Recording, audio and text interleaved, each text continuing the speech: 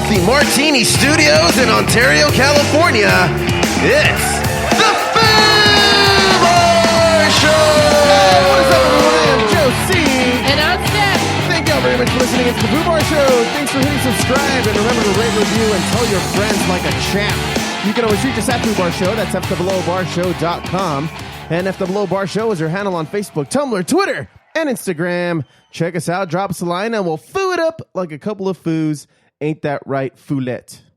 See. Yeah. On tap today, we went to the coffee festival, and we want to talk about it.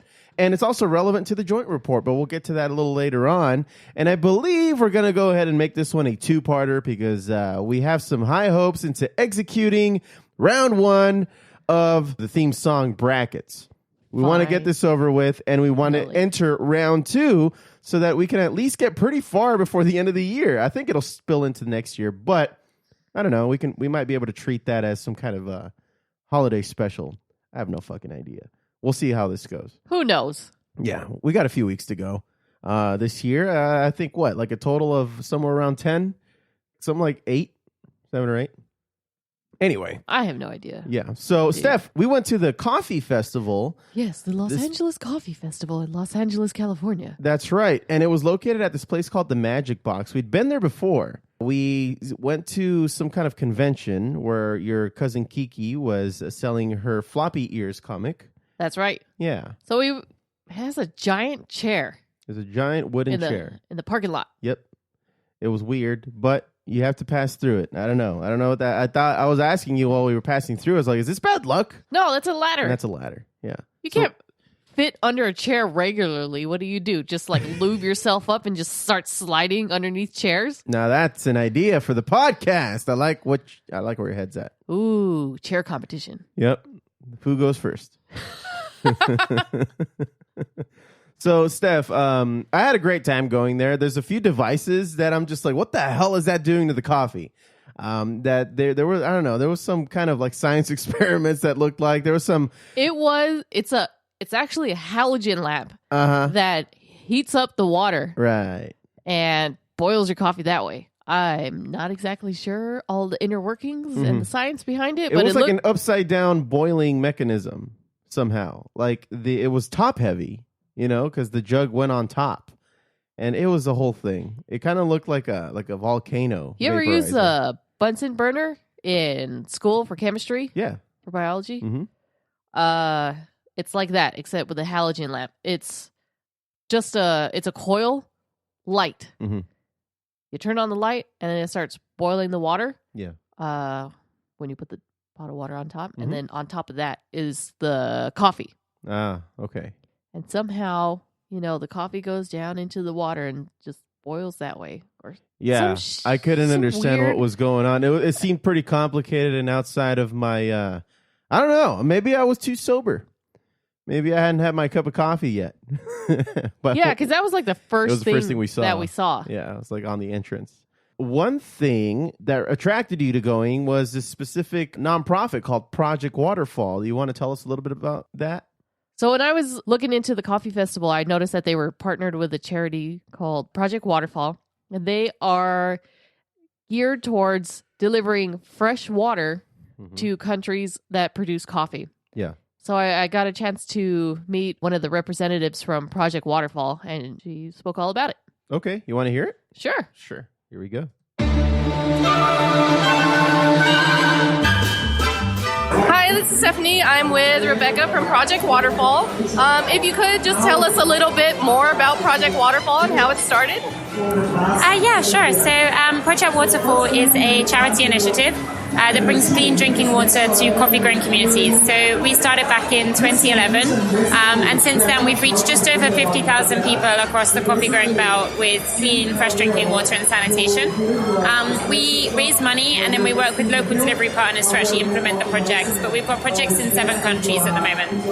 As far as getting the water to these communities, how does that go about? Are we distributing containers of water? Are we building wells? So everything we do is really sustainable. So we don't send containers of water.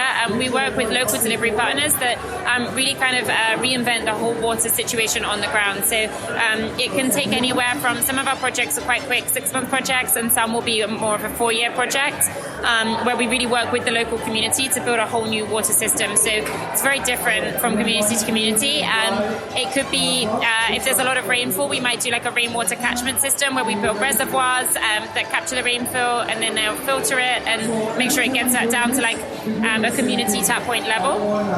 Sometimes there's like a spring of water like high up in the mountains, and we need to build like a pipe system to pipe that down into the community. But the most common way is with just a standard drill well. So there's 2 different types. There's one that you just drill 50 meters or so below the surface, and some you have to drill much deeper, and you need like a big machine to do that to reach an aquifer beneath the surface. So there's loads of different ways, and we work with whatever the best solution is for that community. And then are there volunteer or internship opportunities for people to help out that haven't heard about this project before? So we're based in London. We do have internship opportunities over in the UK, but we also have volunteer opportunities at our events. So we help organise the coffee festivals. So if people are into coffee and want to help support clean water, they can come and volunteer with us at any of our events worldwide. I've already donated. I've tried the 5-gallon challenge, which is actually pretty difficult. I didn't realize that women had to walk 3 miles just to get water. Yeah, probably even further than 3 miles in a lot of communities. So lots of the women we work with, the distance to the water pump can be up to 2 hours of walking. So it's quite a lot longer than 3 miles. And then sometimes, like carrying the water back, that can take up to 3 hours. So it's really heavy. 45 pounds is a heavy amount. So it's a big challenge, and it's something that we're really trying to eradicate. How would people get involved with Project Waterfall? How would we be able to donate?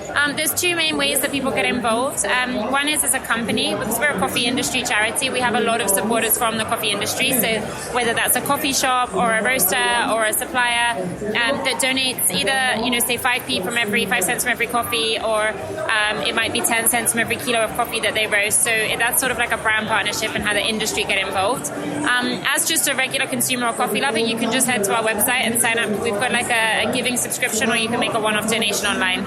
We can do something good with this. Great. Thank you for your time. Thank you so much.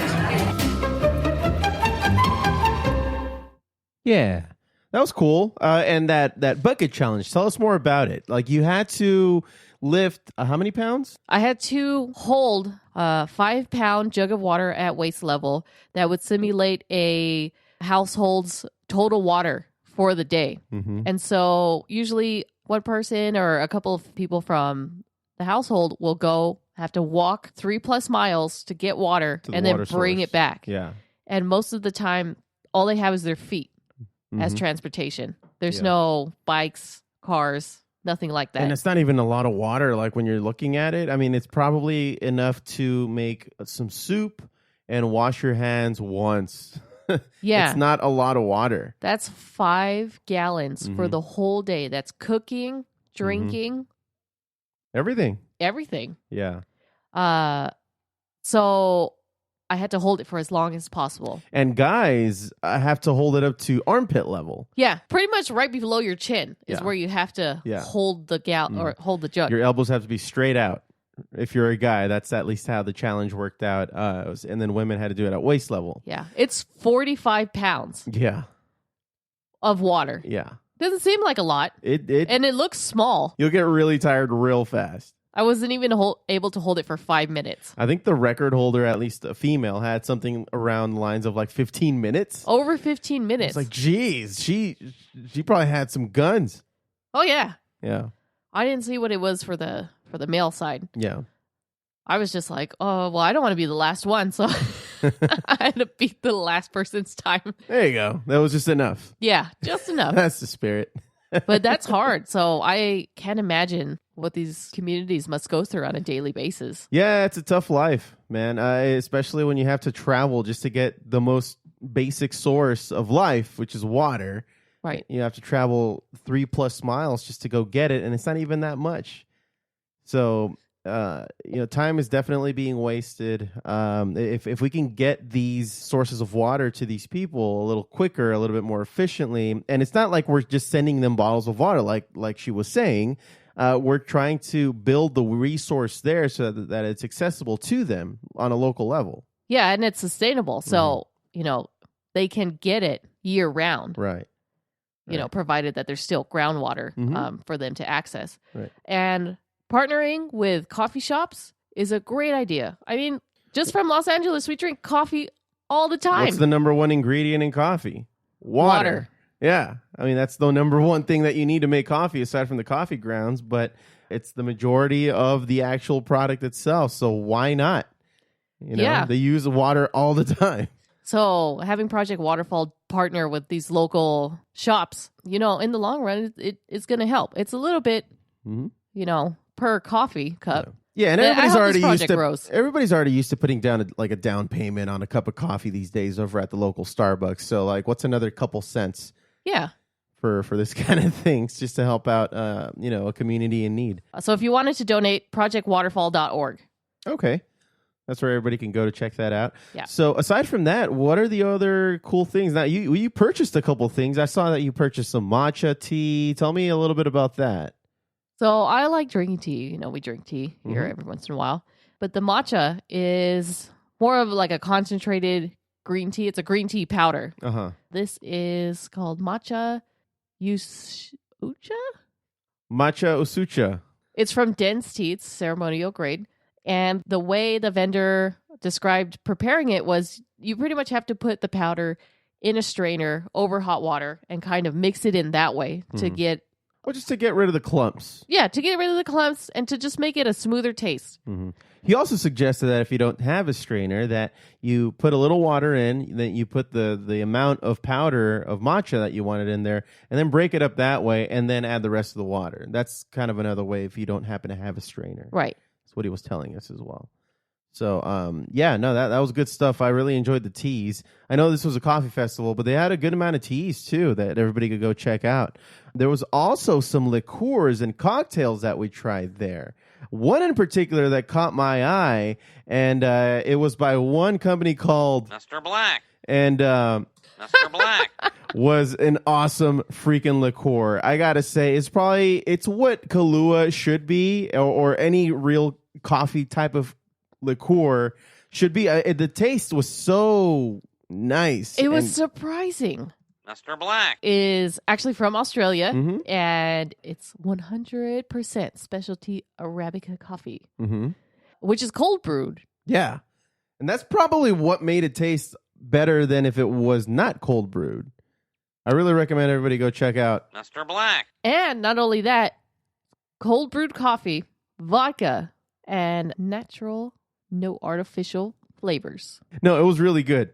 I enjoyed the shit out of it. I mean, we were trying to buy some off of her. No, but she gave us a list of places where you can get it. Now, the most widely distributed place is Bevmo.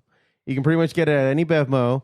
Again, it's called Mr. Black. So a place where you can actually find it, like at a bar, it's the Ace Hotel in L.A., a bunch of places in L.A., the Freehand, a place called Employees Only, Neat, Chateau Marmont, Ivory on Sunset, Hotel Figueroa, a bunch of places all around L.A. If you want to buy the actual bottle of Mr. Black, then you can go to Jason's Wine and Spirits, K&L Wine Merchants, Mission, Wine Liqueur Depot, Wally's, Mel and Rose, and of course Bevmo. And man, I'm going to get myself a bottle of Mr. Black as soon as I find myself inside of a Bevmo, because that is some tasty stuff. It's so tasty. I can't get over it. Yeah, it's great. What else? Let's see. Oh, we got Joolies. Dates. Yeah, apparently people are making syrup out of dates. Yeah, I had no idea that was a thing.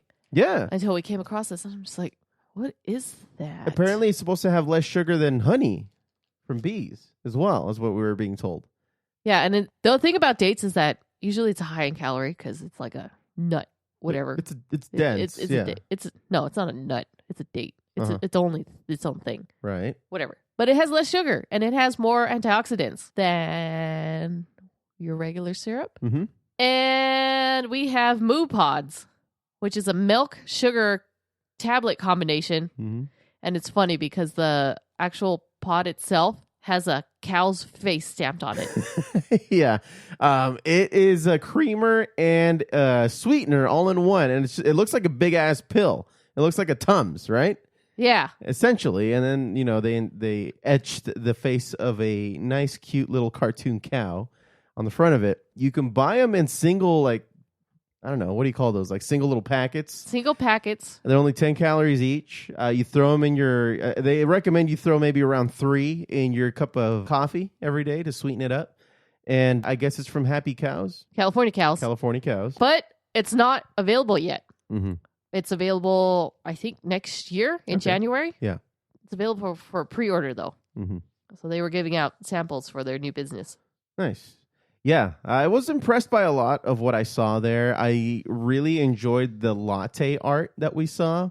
We went live on it on Instagram for a little while. Ooh, that's nice. A couple guys were just showing you how they do the latte art, and by that I mean it sounds exactly it is exactly what it sounds like.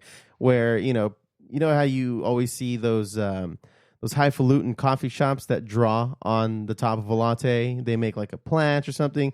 These guys are making like a Pegasus, a swan. They made a ram. They made a ram eating a berry off of a shrub.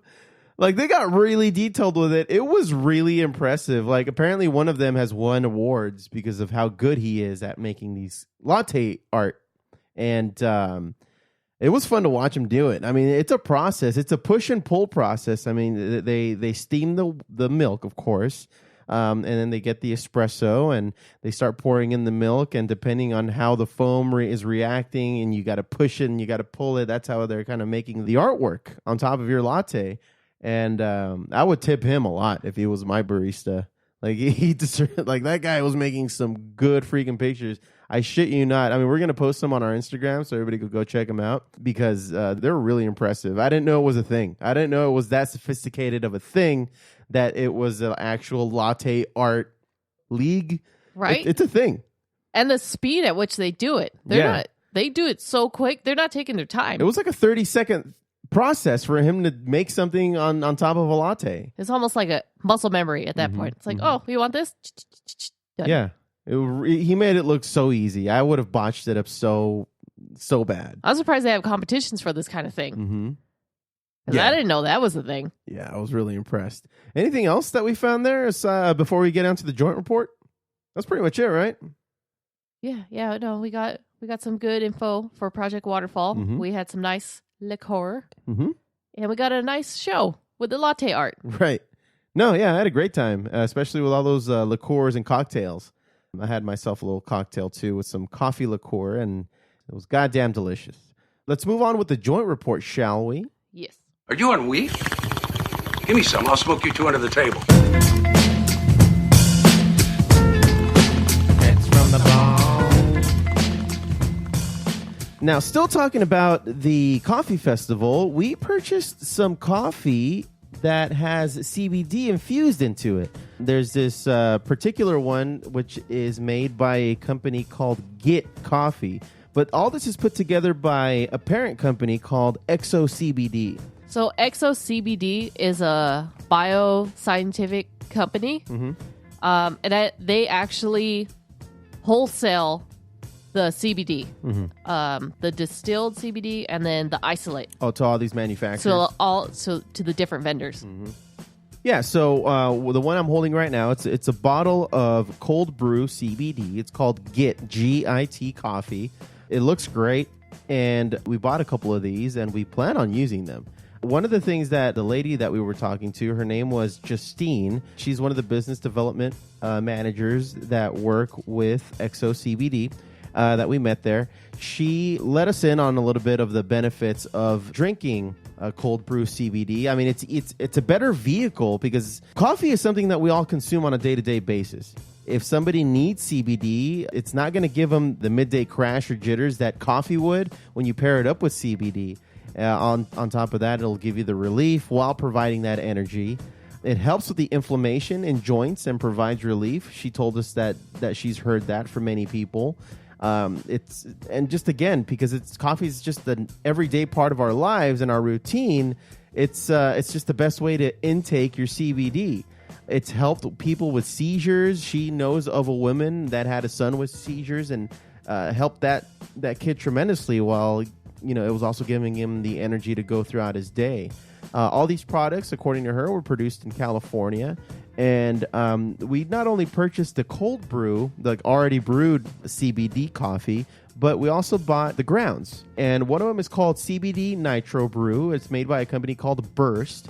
And it's... you can make your own cold brew coffee with this. So you just put a little of these grounds in your cold water, put it in the refrigerator overnight, and boom, you got yourself some cold brew CBD coffee. I can't wait to try these. We also got some free samples, with our press passes. But I'm glad we purchased a little bit more of it because I sure as hell am going to use them. We bought two kinds. They had two kinds that they were selling there. One that was a breakfast blend, and another one was called Nitro Brew. So. Oh, the coffee also contains 250 milligrams of CBD. There's another thing that they also sell, which is a tea. And obviously, maybe they decided not to bring their tea over. It's called Shane's Tea, 50/50. It has 20 milligrams of CBD. It's a glass bottle, much like the cold brew coffee. But I didn't see that there. Or maybe I just didn't. Either they didn't have it with them at the time or I just didn't see it. But that one has 20 milligrams of CBD in it. I'm sure the Foos would enjoy the shit out of that. We all love our coffee and we love our teas, so that's something that I was very excited about. I can't wait to open these up and try them and make our own cold brews. I think it's great fine. It only makes sense to combine it with coffee. Because like we said, everybody pretty much drinks coffee. Yeah. Not just in the morning either, throughout the day. Yeah. It's just a nice little treat. Yeah. If this takes off, I'm definitely going to be a regular customer because I am an avid coffee drinker. It's what really gives me the energy to go about my day in the morning and just get the day started. So if I can pair that up with some CBD and because I have a bad back, I always have some back pain, so that might be able to relieve it. I might be able to focus more at work too with a little CBD in the morning. So I'm really rooting for this to take off. Yeah, and I think it will because CBD is becoming more popular. Probably more so than THC, I would say, because you're seeing a lot of venues for CBD to come out. Now it's in coffee. Yeah. Now it's in makeup now. Yeah, that's anti-aging makeup. Places that you didn't even think of. Lotion. It's everywhere. It's everywhere. It's everywhere. And it's totally legal. I mean, THC is the one that's still frowned upon. And she was also telling us, one of the things that she's noticed is that there's still a stigma in the Latino community. I mean, I know that firsthand. I mean, you talk to my parents about any cannabis product, they're going to frown upon it. But when you introduce it in the form of coffee, that's widely used, no matter where you're coming from. I mean, it's a worldwide thing that people consume. It's an easier way to break the conversation, or at least to bring up the concept of CBD and the use for ailments and pains and that kind of thing. So, I mean, if my parents will probably find some use for it, especially if I let them know that this is something that's safe, that's being studied regularly, and the more information we have on as we go, the more health benefits we're finding. So. I'm pretty excited about it. So everybody go check out EXOCBD.com, EXOCBD.com. It'll tell you a little bit more about what we just talked about. One other thing that I wanted to bring up in the joint report was something that I found on Leafly.com. I haven't brought up Leafly in a couple weeks and figured it was about time because I found this article that they posted yesterday. It says, Code Blue, California's medical cannabis ID card system has collapsed. And I thought it already collapsed. As soon as that cannabis became legal in California, I figured nobody's going to get a card anymore. I mean, virtually none of the estimated hundreds of thousands of California patients entitled to purchase tax-free cannabis are getting those savings because the state's medical marijuana ID card system has collapsed. New data has found that this is the case. I mean, this is a state of about 40 million people. And if you can believe it, only 4,551 patients had the official medical marijuana ID card. That's it? That's it. That's it. I remember having one many years ago, and this is data that the CDPH totals for the fiscal year of 2018 and 2019 is telling us, which ended June 30th of this year. Wow. So this is like fresh data of and an actual count. And adult use legislation with its 600 stores and delivery services, plus the legal right to grow at home, has made the card partially obsolete for adults 21 and over. Those seeking the official ID card say that it's costly and time-consuming to obtain the often not worth the hassle. One of the country's oldest medical cannabis card programs might need to be retooled or just scrapped altogether. I think scrapped altogether because if it's recreationally accepted and legal throughout the state, I mean, nobody's going to jump through the hoops to get an ID card that is pretty much not even being asked for at these dispensaries. That's a real thing of the past. Rarely do I see a dispensary that requires the use of a medical ID card, and I can't imagine how much business they're losing because of it. I'm surprised that those still existed. Mm-hmm. It's been a few years now. Yeah. And not only is it an antiquated system, especially now that everything's legal, but it's also distrusted. Ever since I got arrested, even after presenting my medical marijuana card to the police officer, I'm like, well, why the fuck did I pay the $60-something for 6 months to even have this? Like, I thought I was going to get off the hook for this. We're talking back in 2012 is when this happened. So it was some time ago, but nonetheless, the promises were made. Like, you can have a significant amount or a specific amount of weed, or at least a specific limit of cannabis in your possession without being fucked with by the cops. And this bitch just, threw me in the can for a night because I had a little hash on me, and it was a whole thing. I mean, I ended up getting it all wiped out, but nothing ever really happened. I didn't go to county or anything, but the fact of the matter is that, with that ID card, I shouldn't have been fucked with. And since then, I've distrusted the program quite a bit. And now, I mean, the fact that it's legal all throughout the state just makes it obsolete. There's no reason why anybody should have it. And now that I see that the whole system has collapsed, I'm not surprised. It's just, why even have it? Why bother? No, it's recreational. Mm-hmm. I mean, if you have a California ID, that's all you need. Yep. You just got to be 21 and over, and that's that. So, I mean, I can see if you really needed it for a medical purpose, mm-hmm. maybe somehow getting your health insurance to pay for it, but that's like a whole other government thing that we don't want to get into right now. Well, the only reason why people would bother getting the card is so that they can buy in mass quantities. And so they wouldn't have to go to the dispensary that many times. But these days, it's not that difficult to enter a dispensary. I mean, the only hassle with the requirements that they have in most dispensaries is that you're going to have to show them your ID twice. I'm okay with dipping my hand in my pocket to show them my ID to let them, not only the guy checking me in, but also the person selling it to me at the counter. It's not that big of a deal. The only other hassle is, of course, these things get busy, especially after everybody gets off of work. But I'm okay with that. I expect that, and I plan for it. So I'm not about to buy like pounds and pounds of weed or concentrate so that I can. How much were you allowed to purchase with a marijuana card? I don't know, but it was a lot. Yeah, it was quite a bit, more than if you didn't have one. I thought it was still no more than like 1 ounce or something. There was an exception like if that. you had a card. Oh, okay. So yeah. So, just a heads up, everybody. If you're thinking about getting a medical marijuana card, don't bother. That system has collapsed. It's not seen as legitimate as it used to be, and not a lot of dispensaries even ask for it. So, if you get pulled over because you have weed in the car, it's not something that you have to fear anymore. It's just you got to know what amount is right in your county to have, so that you don't get a ticket or you get busted for it and thrown in the can. So smoke weed every day. All right. Well, Steph, we're going to take a quick break and we're going to come back and finish off round 1 of the best theme songs of all time.